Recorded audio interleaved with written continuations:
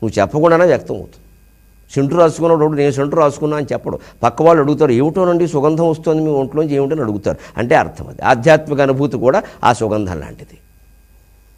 సీత లోచన పాతే, అమ్మవారి యొక్క కటాక్షం మన మీద పడితే అంతకంటే. లోచన పాతే సీత, చల్లని చూపు.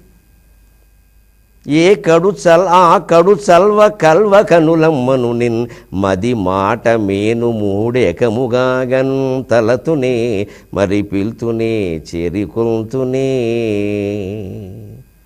వెలుదండ సత్యనారాయణ గారిని మంచి కవి, గద్వాల ప్రభుత్వ డిగ్రీ కళాశాలలో తెలుగు లెక్చరర్.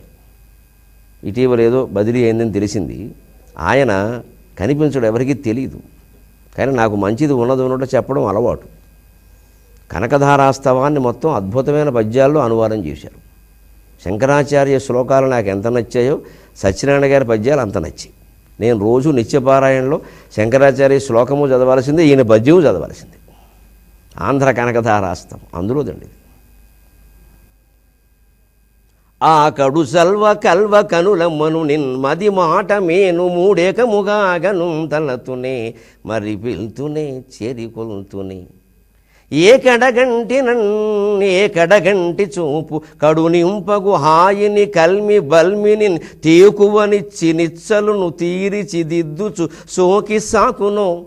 ఆ కడు చల్వ కల్వ కనులమ్మను నిన్ మది మాట మేను మూడేకముగాగను తలతునే మరి పిల్తునే చేరికొల్తునే. యత్కటాక్ష సముపాసనా విధి. ఏ కటాక్షం మనకి ఇంత వైభవాన్ని కలిగిస్తుందో. సేవకస్య సకలార్ధ సంపద సంతనోతి వచనాంగమానసై త్వాం మురారి హృదయేశ్వరీం భజే అన్న 17వ శ్లోకానికి ఇది అనువాదం.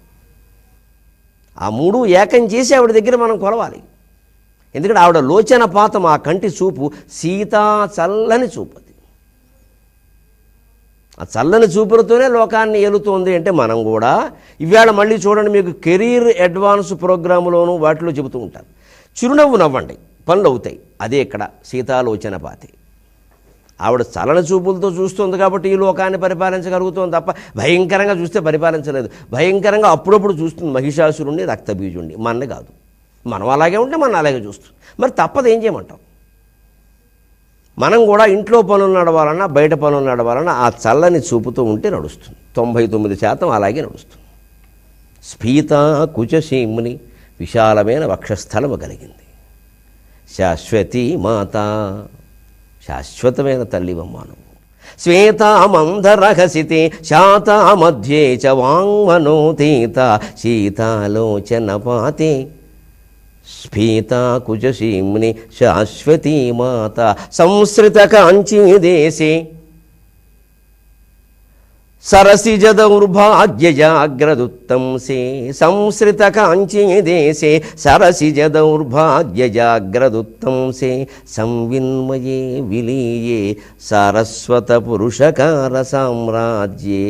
సంవిన్మయే విలీయే. నువ్వెవరో నాకు తెలుసునమ్మా, నేను నీలో విలీనమైపోతా. విలీయే చాలు, ఈ బతికింది, ఇంకేం అక్కర్లా అంటున్నాడు ఇక్కడ మూక కవి. అంత అమ్మవారు మనకు దర్శనం ఇవ్వాలి, కానీ కలిసిపోవడానికి ఏమిటండి? కలిసిపోక ఏం చేస్తాం? ఈ మట్టిలో కలవాలి. లేత ఇప్పుడు మట్టిలో కలిసి మన్నో మశానం అయ్యే కంటే మహామహిమాన్వితురాలైన ఆవిడలో కలవడం ఎంత మంచిది. ఈ జీవుడు ఆ దేవుళ్ళలో కలవడం ఎందుకు? సంశ్రిత కాంచీ దేశే, అంతటి గొప్పదానివై ఉండి అంత మహిమాన్వితురాలివి, మహీధర పుత్రివి, మధుర ధనుష మహీధర జనుష బంధుజీవ కాంతిముష చిద్వపుష కాంచీపురే కేళి జుష. ఆయన అమ్మవారి నువ్వు. కంచి మీద నీకెంత ప్రేమమ్మా, కథలన్నీ కంచికి చేరతాయంటారు. మా కథలన్నీ కంచికి చేరతాయని, మా కథలన్నీ ఉద్ధరించడం కోసం నువ్వు ముందే కంచిలో ఉన్నావా? మరి కథలన్నీ కంచికి చేరతాయి కదా, మన కథ కూడా అక్కడికి చేరాలి. అంచేది ఎలాగూ వీళ్ళందరి కథలు ఇక్కడ చేరతాయి, వీటి ఉద్ధరించవలసింది నేనే కదా అని ఆవిడ అక్కడ ఉంది. ఆవిడ అక్కడ ఉంది కాబట్టి మరి ఆవిడ ఎక్కడుంటే ఆయన అక్కడ ఉంటే ఏకాంబరనాథుడుగా ఆయన అక్కడే ఉన్నాడు.